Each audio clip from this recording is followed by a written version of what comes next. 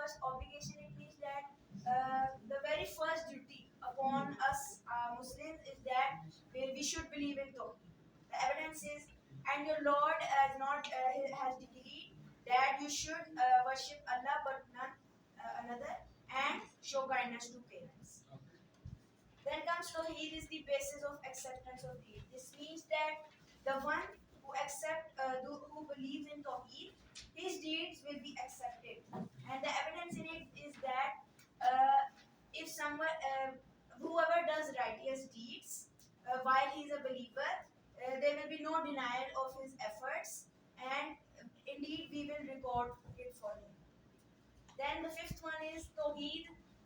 What is the right of servants upon Allah, and what is the rights of Allah upon His servants? So there is a hadith of Muaz ibn Jabal that he was going with Hazrat Muhammad sallallahu alaihi wasallam. He asked him that what is the right of Allah upon His servants and what is the rights of servants upon Allah.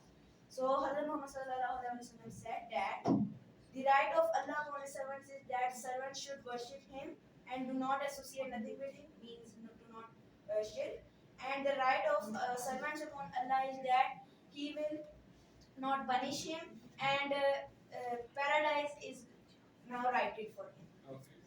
The last is only the believers in Tawheed will enter paradise. This means that the one who believes in Tawheed will only be enter paradise, and the one who doesn't believe in Tawheed will not enter the paradise. The evidence is that indeed he who associates others with Allah, paradise is forbidden for him.